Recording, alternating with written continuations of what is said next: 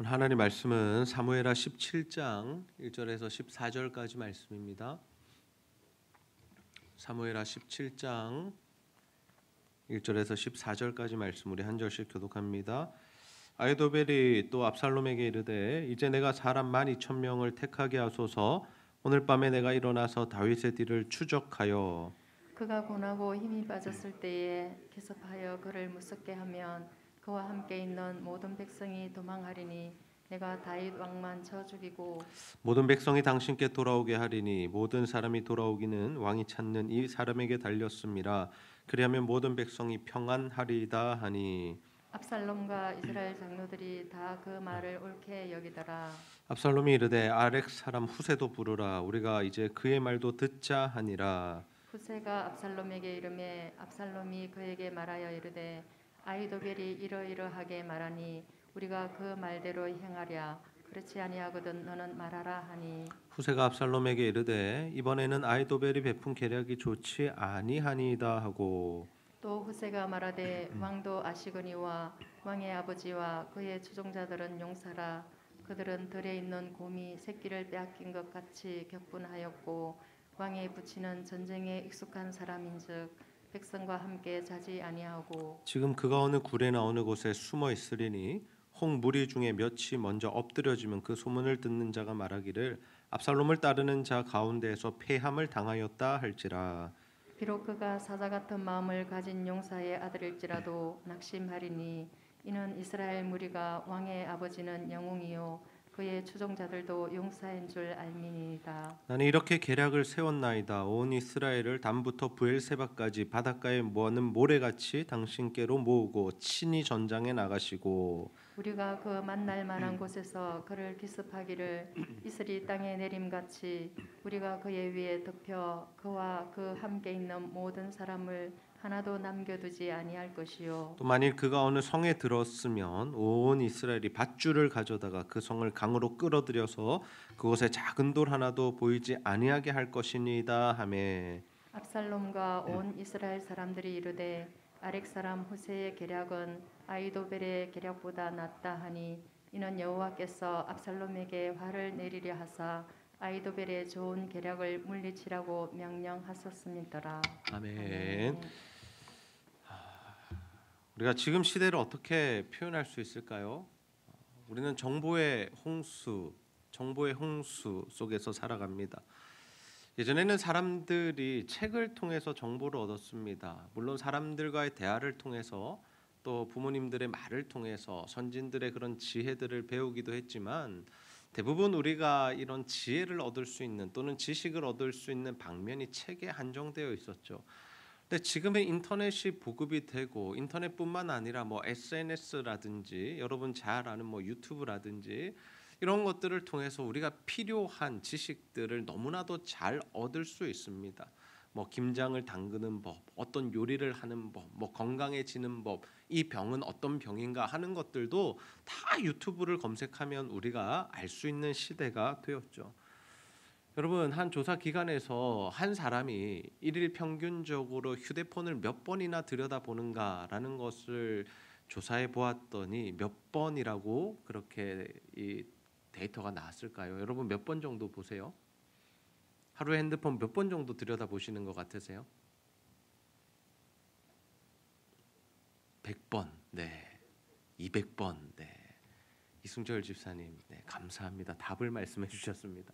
한 사람이 200번 정도 핸드폰을 본다고 합니다. 아, 목사님 저는 그 정도는 안 보는데요. 물론 개인적인 차이가 있겠지만 이 평균이라고 그러니까 200번 이상 300번, 400번 보는 사람들도 있다라는 거죠. 요즘에는 여러분 사람들이 시계도 잘 차지 않습니다. 왜냐하면 핸드폰이 시계를 대신하죠. 그리고 핸드폰을 통해서 모든 정보들이 연락들이 오고 갑니다. 전화뿐만이 아닙니다. 문자, 카카오톡, 유튜브, 페이스북, 뭐 인스타그램 모든 것들을 통해서 사람들이 어떻게 사는지 나와 관련된 사람들이 무엇을 하고 있는지가 다 핸드폰으로 뜹니다. 그래서 계속해서 핸드폰 알람이 울립니다. 카톡이 울리든지 뭐가 왔든지 띵띵띵 뭐 카톡 뭐 이런 소리들이 우리 귀에 계속해서 들린다라는 거죠. 그래서 핸드폰과 우리의 삶은 뗄래야 뗄 수 없는 그런 관계가 되어버렸습니다. 핸드폰이 여러분 하루만 없어도 굉장히 불안한 거 아십니까? 그리고 지금 카카오톡이 좀 문제가 생긴 거 아시죠? 어제 저녁부터 저희가 중요한 기도 제목을 카톡방에 공유를 하는데 어젯밤에 공유를 하지 못했습니다. 오늘 아침에 이제 카톡을 받으셨을 텐데요. 그만큼 우리가 이런 인터넷 또는 SNS 또는 이 핸드폰을 통해서 지식을 다 공유하고 정보를 공유하기 때문에 이것이 너무나도 중요한 시대가 되었다라는 거죠. 그런데 우리가 다시 한번 좀 돌아봐야 할 것, 다시 한번 고민해 봐야 할 것이 무엇이냐면 이만큼이나 우리가 많은 지식과 정보들을 실시간으로 얻을 수 있고 공유할 수 있고 언제든지 검색하고 찾아볼 수 있는데 그만큼 사람들이 지혜로워졌냐라는 거죠. 수많은 지식과 정보들을 우리가 취사 선택해서 가질 수 있는 시대가 되었는데 예전에는 성경을 한 권밖에 없어서 여러 사람이 돌려보려면 시간을 지나서 그 사람이 다 보고 나면 봤다고 하는 시대도 있었고 책도 마찬가지로 내가 보고 싶은 책 다 살 수 없으면 도서관이나 그런 곳에 가서 빌려봐야 했기 때문에 많은 시간이 걸리는 시대였는데 요즘에는 인터넷에서 다 책도 볼 수 있고 살 수 있고 이런 시대가 되었는데요. 그만큼 우리가 지혜로워졌냐라는 거죠. 많은 지식들이 지금 우리에게 널려져 있는데 그것을 우리가 가지고 지혜로운 삶을 살아가고 있느냐라는 거죠. 여러분 지혜라는 것은 단순히 우리가 어떤 문제에 대해서 의문에 대해서 빠른 답을 얻는 것을 지혜라고 말하지 않습니다. 감기 걸리면 어떻게 해야 되냐, 코로나 걸리면 어떻게 해야 되냐, 그것을 통해서 우리가 사람들의 정보를 알아내는 것을 지혜라고 말하지 않습니다. 지혜는 보다 근원적인 것이죠. 그럼 과연 지혜는 무엇일까요? 여러분 우리가 이 참된 지혜가 필요한데 이 세상을 살아갈 때 정말 하나님이 주시는 이 지혜가 필요한데 지혜라는 것은 과연 뭐냐라는 거죠. 무엇을 지혜라 부르고 우리가 지혜로운 삶을 살아간다라고 표현할 수 있느냐라는 겁니다. 압살롬은 다윗의 세 번째 아들이었습니다. 그런데 성경이 그를 어떻게 묘사하고 있냐면 용모가 빼어났다라고 합니다. 잘생겼다라는 겁니다. 머리끝부터 발끝까지 모든 것이 아름다웠고 흠이 없었고 특별히 그에게서 빛나는 가장 멋있었던 부분이 머리카락이었다라고 합니다. 숱이 굉장히 많았고 이 흔한 말로 컬이 굉장히 아름다웠겠죠. 머릿결이 좋았겠죠. 여러분이 압살롬이 아름다웠다는 것 우리가 이 말씀을 보면서 무엇이 떠오르시나요? 여러분 압살롬이 아름답고 용모가 준수했다라는 이 성경의 기록을 볼 때 누가 떠오르십니까? 다윗이 떠올라야 합니다. 여러분 사무엘이 다윗을 딱 처음 보았을 때 그의 용모가 어떠했다라고 합니까? 붉고 눈이 빼어나고 얼굴이 아름다웠다라고 하죠. 압살롬은 다윗의 어린 시절과 너무나 닮아 있는 아들이었습니다. 다윗과 닮았다라는 것은 다윗이 얼마나 그를 사랑했을까를 연상케 하죠. 여러분 자신을 닮은 자녀들이 얼마나 예쁩니까? 똑같은 자녀여도요. 죄송한 표현입니다만은 아내를 닮은 아이보다 자신을 닮은 아이가 더 예뻐 보이기도 합니다. 할아버지 할머니들도요. 외탁한 아이보다 친탁한 아이를 더 좋아하기도 하죠. 물론 차별하여 대우한다는 것은 아니지만 그래도 나를 조금 더 닮은 아이에 대한 마음이 가는 것이 사실입니다. 다윗도 이 세 번째 아들이었던 압살롬을 굉장히 사랑했고 좋아했습니다. 그의 머리카락을 잘라줄 정도로. 그런데 문제가 뭐였냐면 이 압살롬이요. 다윗과 너무나 닮았고 아름다웠고 잘생겼고 준수했고 왕자로서 폼이 나는 사람이었는데 다윗의 마음이나 신앙은 전혀 닮지 않았다라는 겁니다. 외모는 닮았을지언정 마음이나 신앙이나 믿음은 전혀 닮지 못했다라는 거죠. 압살롬은 어떤 사람입니까? 오늘 제가 여러 가지 특징을 여러분에게 말씀드릴 건데 첫 번째로는 그는 용서를 모르는 사람이었습니다. 이번 주 묵상하시면서 지난주까지 말씀을 쭉 한번 기억하면서 떠올려 보십시오. 압살롬에게 다말이라는 누이가 있었습니다. 그런데 그 누이를 누가 범하냐면 다윗의 첫째 아들이었던 암논이 범하게 됩니다. 아픈 척을 하고 그에게 병간호를 받고자 데려오고 나쁜 일을 한 다음에 더 나쁜 것은 그녀를 바로 내다 버렸다라는 거죠. 집으로 가라. 나를 떠나라. 책임지지 못할 행동을 했고 그리고 굉장한 상처를 그녀에게 입혔습니다. 여러분, 압살롬의 마음이 어땠을까요? 굉장히 아팠겠죠. 그리고 분노가 됐겠죠. 근데 보면은 압살롬이 그 일에 대하여 한마디도 하지 않았다라고 성경은 기록하고 있습니다. 한마디도 하지 않았다. 분노를 표출한다거나 화를 낸다거나 어떻게 형이 그럴 수 있느냐라고 한마디도 하지 않았다라는 거죠. 그런 모습을 보면서 압살롬이 이 정도로 대인배인가라는 생각을 할 수 있지만 우리는 이어지는 말씀을 알고 있습니다. 압살롬이 후에 이 양의 털을 깎는 때에 사람들을, 왕자들을 초대합니다. 특별히 누구를 초대하냐면 암논을 초대합니다. 그리고 자신의 사람들에게 뭘 시키냐면 암논이 먹고 기분 좋을 때, 취했을 때 그를 죽이라라고 명령을 내리죠. 압살롬은 굉장히 치밀한 사람이었습니다. 누이에 대한 복수를 감행하기 위해서 철저히 자신의 감정을 숨겼던 사람이죠. 용서를 모르는 사람이었습니다. 더 나아가서 그는 굉장히 감정적인 사람이었고 회개를 모르는 사람이었습니다. 압살롬이 암논을 죽인 이후에 아무래도 아버지 다윗의 미움을 샀을 거 아닙니까? 그래서 그가 3년 동안 피해 있었습니다. 어디가 있었냐면 외할아버지 댁에 가 있었습니다. 외할아버지는 다른 나라 사람이었습니다. 그리고 3년의 시간이 지난 이후에 누구의 중재로 그가 돌아오게 되냐면 요압의 중재로 돌아오게 됩니다. 요압이 보니까 이제 다윗이 암논에 대한 그 슬픔은 이제 정리가 된 것 같고 평소에 사랑했던 이 압살롬에 대한 마음이 좀 있는 것 같은데 데려올 명분이 없으니까 내가 좀 나서야겠다. 그래서 사람을 보내서 비유를 들게 하고 결국에는 어떻게 하냐면 그 압살롬을 다시 예루살렘으로 돌아오도록 그 길을 만들어 줍니다. 압살롬도 그것을 원했습니다. 아버지의 사랑을 받기 원했기 때문에. 그런데 돌아와서도 다윗이 2년 동안이나 이 아들의 얼굴을 보지 않는 겁니다. 예루살렘에 같이 사는데도 함께 식사를 한다거나 함께 교제를 한다거나 예전처럼 머리카락을 잘라주는 그런 사랑을 표현하지 않았다라는 거죠. 그러니 이 압살롬의 마음이 얼마나 힘들었겠습니까? 아버지 그늘 밑에는 와 있는데 아버지는 나를 용서해 준 것 같지도 않고 만나지도 않고 사랑을 베풀어 주지도 않으니 계속된 그 어려운 마음을 가지고 살았어야 했죠. 그래서 요압에게 사람을 보냅니다. 야, 다시 한번 중재 좀 해달라. 내가 아버지 얼굴 보고 싶다. 아버지 앞에 서고 싶다. 근데 요압이 바빠서 그랬는지 그 말에 대답을 하지 않고 대응을 하지 않습니다. 그랬더니 압살롬이 어떻게 하냐면 자신의 종들을 보내서 요압의 밭에 불을 질러버렸다라는. 지금 압살롬은 뭐한 사람입니까? 형을 죽이고 살인한 사람입니다. 그런데 성경을 보면요, 압살롬이 하나님 앞에 회개했다라는 단어도 한 번도 없고요, 압살롬이 아버지에게 죄송하다라고 용서해달라고 한 적이 한 번도 없다라는 거죠. 자신의 감정은 중요하고 자신의 복수는 중요한데 하나님 앞에서 그 죄를 회개한다거나 그러한 부분들은 전혀 나타나지 않는 사람이었다라는 거죠. 참지 못하는 성격. 이런 모습을 보면 이는 절대로 이스라엘의 왕이 되어서는 안 되는, 지도자가 되어서는 안 되는 그런 성품의 사람이죠. 근데 결정적으로 이 압살롬을 성경을 어떤 사람이라고 표현하냐면요, 사람의 마음을 훔치는 자라고 표현합니다. 압살롬은 늘 호위병들을 데리고 다녔습니다. 그리고 어떤 일을 했냐면 사람들의 송사가 있을 때, 다툼이 있을 때, 시비가 있을 때 그들을 위해서 재판을 해주는 역할을 했습니다.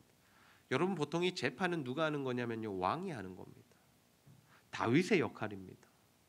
근데 다윗이 늙어서 그랬는지 바빠서 그랬는지 그 일들을 하지 못할 때 압살롬이 나서서 사람들의 재판을 해주고 사람들의 마음을 얻고 사람들을 기쁘게 해주는 그 일들을 열심히 했다라는 거죠. 근데 그가 이렇게 했던 이유가 있습니다. 그 마음에 흑심이 있었기 때문인데요. 사무엘하 15장 6절 말씀 우리가 함께 한번 읽어보겠습니다. 시작. 이스라엘 무리 중에 왕께 재판을 청하러 오는 자들마다 압살롬의 행함이 이와 같아서 이스라엘 사람의 마음을 압살롬이 훔치니라. 아멘. 이스라엘 사람의 마음을 압살롬이 어떻게 했다고요? 훔쳤다라고 합니다. 요즘에는 이 단어가 좋게 쓰이는지도 모르겠습니다. 야, 여심을 훔쳤다. 뭐 남심을 훔쳤다. 어머니 아버지들의 마음을 훔쳤다. 뭐 트로트 가수가 전 국민의 마음을 훔쳤다 이러면 야, 저 사람이 마음을 샀고 인기가 있고 정말 감동을 주는 사람이다라고 생각할 수 있지만 성경에 기록된 훔쳤다라는 단어는 이웃의 것을 탐내고 훔치지 말라 한 그 말씀의 단어와 동일한 단어입니다. 좋지 않은 의미죠. 압살롬이 사람들의 마음을 훔쳤다라는 것은 악한 마음, 흑심을 가지고 의도적으로 사람들의 마음을 사서 자신의 무언가 뜻을 이루려 했다라는 것을 의미합니다. 그가 나중에 했던 일이 무엇입니까? 사람들의 마음을 사서 아버지를 반역하고 스스로 이스라엘의 왕이 된 것이죠. 여러분, 우리가 이런 사람들을 조심해야 합니다.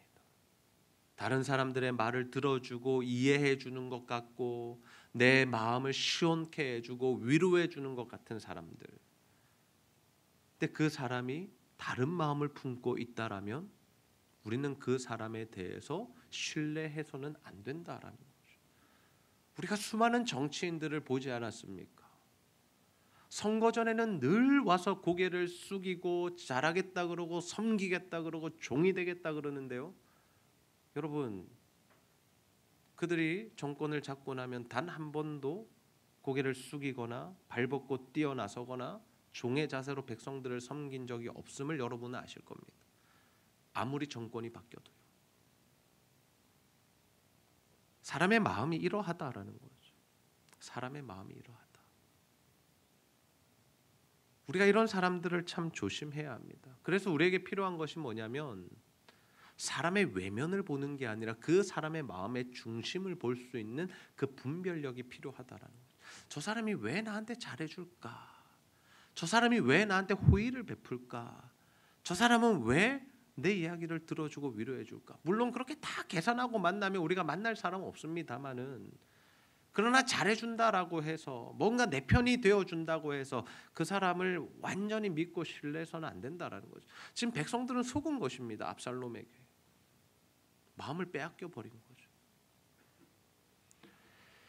더 나아가서 압살롬은 과감하게 행동하는 사람이었습니다. 보통 아버지를 반역하기가 여러분 쉽지 않습니다. 다윗이 가진 그 엄청난 명예와 부와 권력과 힘이 있었기 때문에 그 아버지를 반역하고 왕이 된다는 거 쉽지 않았을 겁니다. 근데 압살롬이 해냅니다. 왜? 그는 과감했기 때문이죠. 헤브론으로 가서 자신을 따르는 사람들과 함께 자신이 왕으로 서게 됩니다. 결단력이 강하고 용기 있는 모습이죠. 여러분, 지금 시대의 사람들이 이런 리더들을 굉장히 찾고 있습니다. 이런 자들이 리더가 되어야 한다고 말하는 시대입니다. 결단력 있고 용기 있고 사람들과 소통이 되고 위로와 공감할 수 있는 사람. 여러분도 그런 사람을 찾고 있지는 않습니까? 근데 이렇게 압살롬이 행동했던 이유를 보면 우리는 그런 사람을 리더로 세울 수가 없는 거죠. 그는 자신이 왕이 되려고 했던 사람입니다. 아버지를 왕위에서 몰아내고 자신이 왕이 되어 나라를 다스리겠다고 하는 그 흑심을 가지고 어두운 마음을 가지고 그 계산을 가지고 이런 일들을 했다라는 거죠. 그럼 압살롬은 세상적인 지혜를 다 가진 사람입니다. 세상이 말하는 지혜, 세상 사람들이 좋아하는 그러한 성품, 뭐 지도력 모두 다 가진 사람입니다. 근데 그가 가지지 못한 것이 무엇입니까? 하나님의 지혜였다라는 거죠. 하나님의 지혜. 세상의 지혜로는 충만했고 사람들의 마음을 훔치기에 너무나 적합한 인물이었지만 그는 하나님의 지혜를 가지지 못한 사람이었다라는 거죠. 왜 하나님의 지혜를 가지지 못했습니까? 그는 하나님을 고려하지 않는 인생이었기 때문입니다. 회개하지 않는 인생이었고 하나님 앞에서 묻지 않는 인생이었고 하나님의 뜻과 계획이 무엇인지를 모르는 인생이었기 때문입니다. 여러분, 다윗은 누가 세우셨습니까? 하나님이 세우셨죠. 이스라엘은 어떤 나라입니까? 누구의 나라입니까? 하나님의 나라입니다. 여러분, 다윗의 나라가 아닙니다. 이스라엘은 하나님의 나라고 하나님께서 자신을 대리하여 통치할 자로 다윗을 세우신 거죠. 그러면 다윗의 다음 왕은 누가 세워야 합니까? 다윗이 세웁니까? 아니죠. 사람이 세웁니까? 아니죠. 인기 투표합니까? 선거합니까? 아니죠. 누가 세우는 겁니까? 진짜 왕이신 이스라엘의 실제적 왕이신 하나님이 세우시는 거죠. 압살롬이 이것을 관가한 겁니다. 이 나라는 하나님의 나라이고 아버지는 하나님이 세우신 왕이고 다음 왕도 하나님이 세우셔야 하는데 압살롬은 뭘 한 거냐면 내가 왕이 되어야겠다. 내가 아버지를 몰아내야겠다. 내가 이 나라를 다스려야겠다라고 하나님을 무시하고 관가하고 하나님이 없는 인생을 살았던 사람이 바로 압살롬이었다. 세상의 지혜로 모든 것을 얻은 것 같았지만 그는 결국에 실패한 인생이 되고 맙니다. 여러분, 우리는 어떤 지혜를 가지고 있습니까? 여러분, 어떤 지혜를 추구하면서 살아가세요? 무엇이 가지고 싶으신가요? 근데 압살롬과는 전혀 다른 삶을 살았던 한 인물이 있죠. 우리가 잘 아는 다윗 왕입니다. 압살롬이 반역했습니다. 그러자 다윗 왕이 어떤 결단을 내립니까? 도망가자입니다. 도망가자. 여러분, 아무리 아들이 반역을 해도요, 그가 사람을 모았다고 해도요, 다윗에게는 수많은 군대와 군사들이 있었습니다. 그러면 전면전으로 싸웠을 때 누가 이겼을까요? 아무래도 다윗이 이겼겠죠. 근데 다윗은 왜 도망을 갔을까요? 그냥 일반적으로 생각해 보면 다윗의 성품을 비추어 생각해 보면 그는 자신의 백성들이 싸우기를 원하지 않았던 것입니다. 어차피 싸움이 일어나면 누군가는 죽어야 하니까 차라리 내가 도망을 가면 모든 사람들이 살 수 있으니까, 나를 따르는 사람들도 살 수 있고 압살롬을 따르는 사람들도 살 수 있으니까 전쟁을 피해서 도망을 갔다라고 생각해 볼 수 있죠. 그런데 다윗이 도망갔던 이유, 그 궁극적인 이유를 성경은 이렇게 우리에게 말씀하고 있습니다. 사무엘하 15장 25절 26절 제가 읽습니다. 왕이 사독에게 이르되 보라, 하나님의 궤를 성읍으로 도로 메어 가라. 만일 내가 여호와 앞에서 은혜를 입으면 도로 나를 인도하사 내게 그 궤와 그 계신 데를 보이시리라. 그러나 그가 이와 같이 말씀하시기를 내가 너를 기뻐하지 아니한다 하시면 종이 여기 있사오니 선히 여기시는 대로 내게 행하시옵소서 하리라. 아멘. 이 말씀이 언제 나온 말씀이냐면요, 다윗이 도망을 가니까 제사장들이 뭘 메고 나오면 여호와의 궤를 메고 나옵니다. 왜? 다윗이 하나님 세우신 왕이고 왕이 이동을 하니까 그 왕을 따라가는 것이 맞다라고 생각하고 그들이 궤를 메고 나온 거죠. 하나님이 세우신 왕은 다윗이니까요. 근데 다윗이 그 메고 나오는 사람들에게 이런 이야기를 하는 겁니다. 돌아가라. 다시 예루살렘으로 돌아가라. 여호와의 궤는 나를 따라가지 않을 것이다. 그러면서 다윗이 던졌던 이야기가 무엇이냐면 하나님께서 내게 은혜를 입히시면 내가 돌아와서 여호와의 궤를 보게 될 것이다. 하나님께서 나를 그 앞에 다시 세우실 것이다. 그러나 하나님께서 기뻐하시지 않는다라고 하시면 주의 선한 뜻이 이루어질 것이다. 여러분, 이게 다윗의 고백이었습니다. 다윗은 자신이 선택하지 않습니다. 그 선택권을 누구에게 드리는 겁니까? 하나님께 드립니다. 하나님의 처분을 기다리는 겁니다.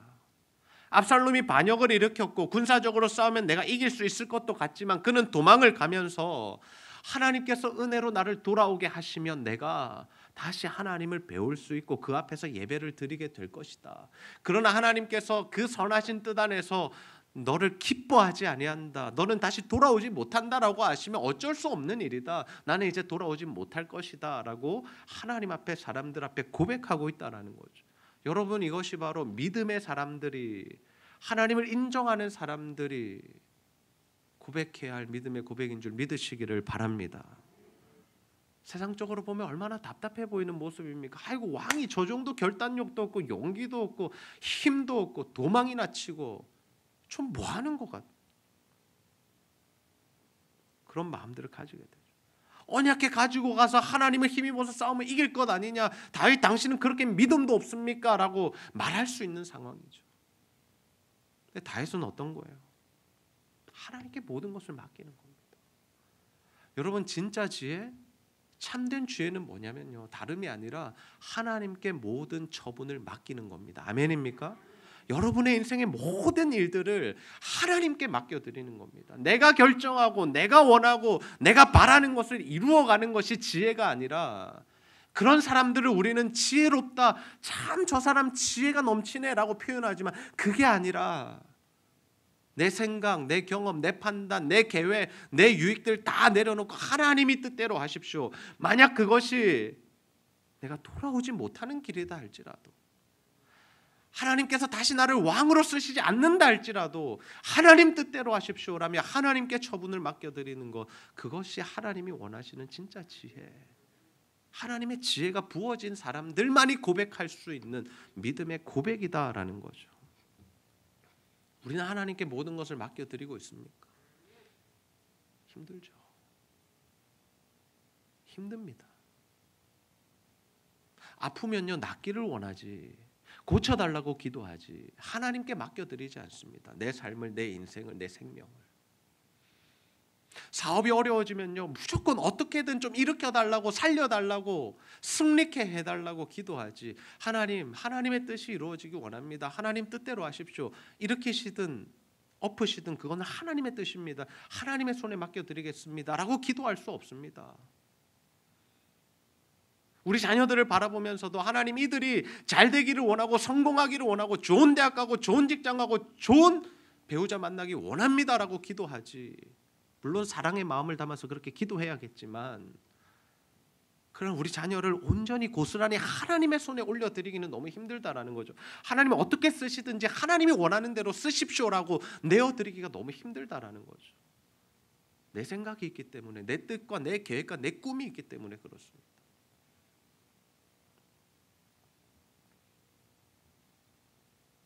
여러분, 우리의 인생, 우리의 생명, 우리의 사업, 우리 자녀들, 정말 모든 것들을 하나님 앞에 맡겨드리고 하나님의 손에 내어드리고 하나님의 처분을 기다리는 참된 지혜로 살아가는 저와 여러분 다 되시기를 주님의 이름으로 축복합니다. 근데 여러분, 하나님께 모든 것을 맡긴다는 것이 가만히 있는 것이 아닙니다. 우리는 하나님께 맡긴다 그러면 굉장히 수동적으로 변해버립니다. 하나님 알아서 하십시오, 나는 그냥 가만히 있겠습니다, 이게 아닙니다. 다윗이 하나님께 모든 것을 맡겨드리면서 했던 일이 있습니다. 그 일이 무엇이었냐면 바로 기도입니다. 여러분 따라해 봅시다. 기도. 다윗이 어떤 소식을 듣냐면 아히도벨이 압살롬의 편에 붙었다는 소식을 듣습니다. 아히도벨은 모사입니다. 다윗이나 압살롬이나 아히도벨이 계략을 내면요, 어떻게 여겼냐면 그것은 하나님이 주신 것으로 여겼다라고 합니다. 하나님이 지혜의 영을 부어준 사람들이 있습니다. 여러분, 우리 주변에 보면요, 똑똑하다가 아니라 정말 하나님이 지혜를 은사로 주신 분들이 계십니다. 그런 사람이 바로 아히도벨이었습니다. 그러면 그 아히도벨이 압살롬 편에 붙었다라는 것은 다윗에게 있어서 굉장히 위험한 일이죠. 그가 계략을 낼 때마다 하나님께서 성공케 하시는데, 그러면 지금 자신의 적군이기 때문에 자신이 너무나 위험한 상태라는 거죠. 그때 다윗이 했던 일이 무엇입니까? 기도입니다. 하나님, 아히도벨의 모략을 패하여 주십시오.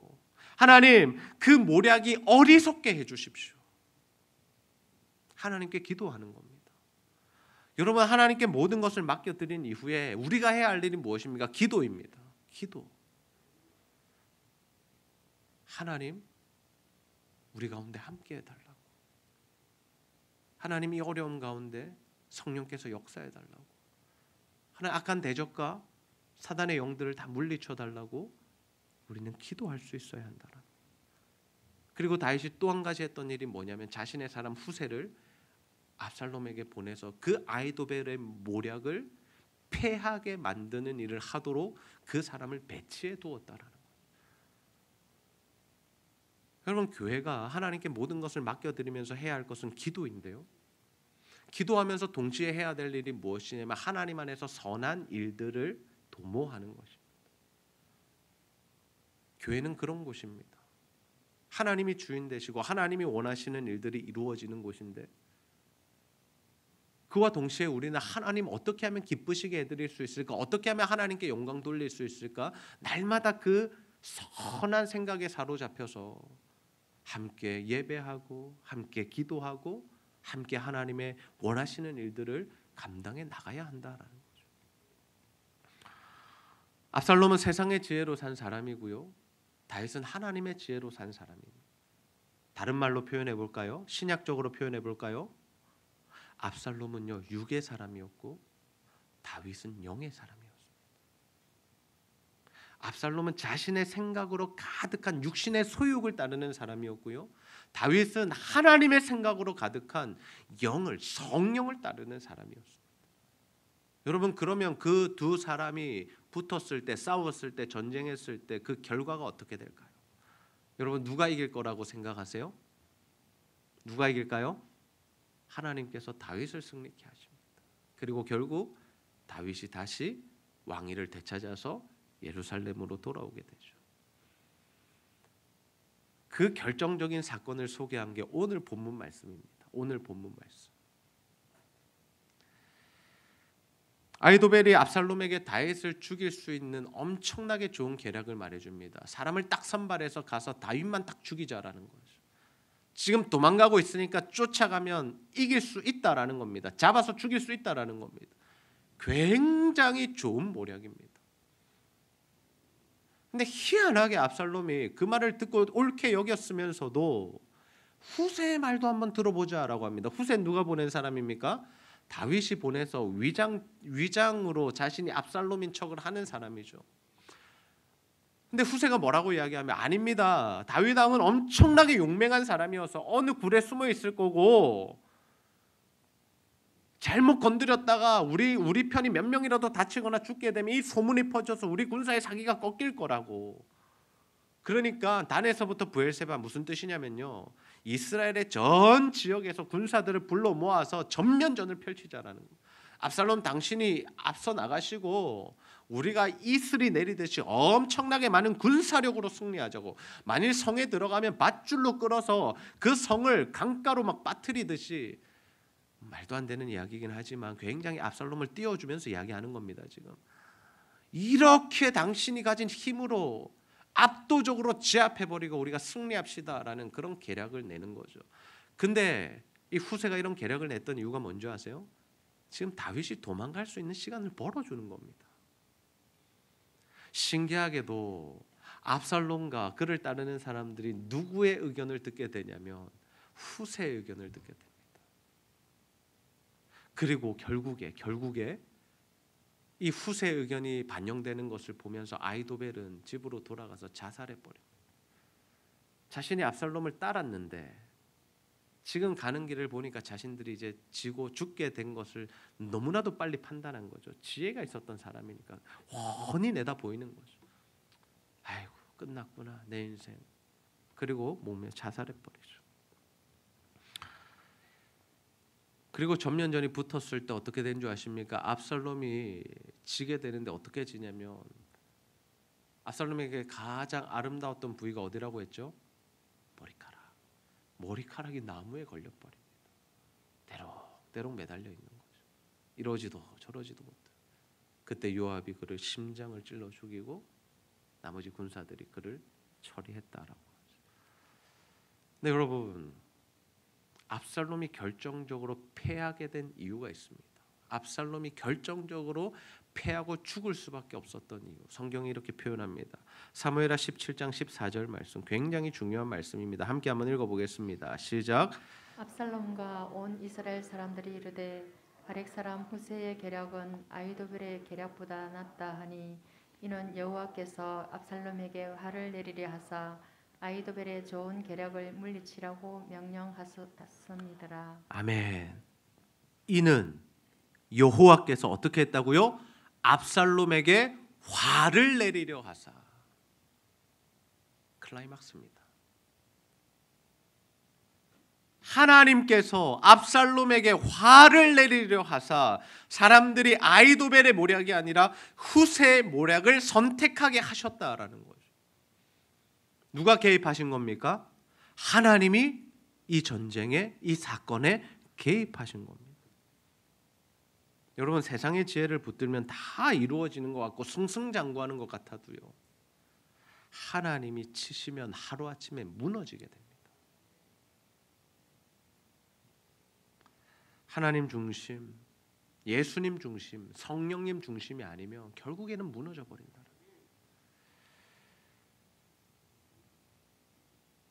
지금 여러분 우리가 어떤 모습으로 사는가, 지금 우리가 어느 직위에 있는가, 지금 우리의 연봉이 얼마가, 지금 내가 얼마나 건강한가, 여러분 자랑하지 마십시오. 지금 여러분이 점검해야 할 것은 무엇이면 내가 하나님 중심으로 살아가고 있는가입니다. 내가 지금 세상의 지혜를 따라가고 있는가, 세상이 말하는 성공을 쫓아 살아가고 있는가, 아니면 정말 나는 하나님 중심으로 하나님 말씀으로 주의 뜻을 이루며 살아가고 있는가. 시간이 지나면요, 반석 위에 세운 집은 무너지지 않지만 모래 위에 세운 집은 다 무너집니다. 아무리 멋져 보여도요, 아무리 기가 막히게 화려해도요, 다 무너져 내린다. 그래서 우리는 하나님의 지혜를 얻어야 합니다. 하나님의 지혜. 하나님의 지혜가 뭐라고 했습니까? 하나님께 모든 것을 맡겨야 합니다. 여러분, 내 힘으로 살려고 하지 마십시오. 내 지혜로 살려고 하지 마십시오. 하나님의 지혜로 사십시오. 하나님의 처분을 기다리십시오. 이 다윗은 예수 그리스도를 예표하는 인물이죠. 다윗이 전부 다 완전히 예수님을 보여주지는 못하지만 다윗의 어떠한 모습들이, 그의 신앙과 믿음의 고백들이 완전하신 예수 그리스도를 보여주는 역할을 하죠. 그 오늘 이 말씀이 어떤 예수님을 보게 합니까? 예수님은요, 하나님의 뜻을 이루고자 십자가를 지셨습니다.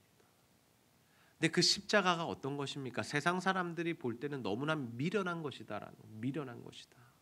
고린도전서 1장 18절 말씀 보십시오. 십자가의 도가 멸망하는 자들에게는 미련한 것이요. 세상 사람들이 볼 때, 예수를 믿지 않는 사람들이 볼 때 십자가를 지고 죽는다, 그거는 미련한 일이다라는 겁니다. 다윗처럼 도망을 가고 하나님께 모든 처분을 맡긴다, 미련하고 바보 같은 일이다라는 거죠. 근데 그 일을 하나님께서 지금 어떻게 봐주신다라는 겁니까? 구원을 받는 우리에게는 십자가가 뭐가 되는 겁니까? 하나님의 능력이 되는 겁니다. 아멘입니까? 다윗이 도망가고 하나님께 처분을 맡기는 것이 세상적으로 보면 바보 같고 미련한 일이지만 하나님 보실 때는 이것보다 지혜롭고 능력 있는 일이 없었다라는 거죠. 예수님이 십자가 지고 죽으시는 것이 세상에게 패배한 것처럼 느껴지지만, 그러나 하나님이 보실 때는 그것이 능력이었고, 그것을 통해서 사람들을 구원해내셨고, 결국에 하나님께서 그 예수를 어떻게 해주십니까? 다시 살리사 하나님 보좌 우편에 앉히사 최고로 영화롭게 만들어주셨다라는 거죠. 하나님의 지혜로 사는 자들, 하나님께 처분을 맡기는 자들은 하나님께서 높여주신다는 사실을 여러분 믿으시기를 바랍니다. 우리 앞에 두 가지의 길이 있습니다. 여러분, 어떤 길 선택하시겠습니까? 세상의 지혜를 쫓아 살아가시겠습니까? 아니면 하나님의 지혜를 쫓아 살아가시겠습니까? 내 눈에 보이고 정말 내가 저것하면 성공할 수 있는 것 같은, 더 잘 살 수 있는 것 같은 그 길을 여러분 선택하여 가시겠습니까? 아니면 하나님 말씀대로 가면 분명히 내가 손해보는 건 알겠고 지는 것 같고 십자가를 지는 고통이 있는데, 그럼에도 불구하고 주께서 원하시니 그 길을 걸어가시겠습니까? 여러분, 어느 길을 선택하시겠습니까? 저는 여러분 모두가 하나님의 지혜를 붙드시고 하나님께 모든 것을 맡겨드리고 정말 주님이 원하시는 길을 걸어가는 자들이 다 되시기를 소원합니다. 그래서 여러분, 스스로 높이려다, 스스로 잘 살려다, 스스로 뭔가 이루려다 망하는 인생 되지 마시고, 정말 하나님의 지혜를 쫓아 하나님께 모든 것 맡기고 하나님의 뜻을 이루는 삶을 사셔서 잠시 낮아진다 할지라도, 손해본다 할지라도, 죽는다 할지라도 하나님께서 다시 살리시고 하나님께서 높이시고 하나님께서 영화롭게 하시는 은혜로 살아가는 저와 여러분 다 되시기를 주님의 이름으로 축복합니다. 우리 시간 내 주여 뜻대로 다시 한번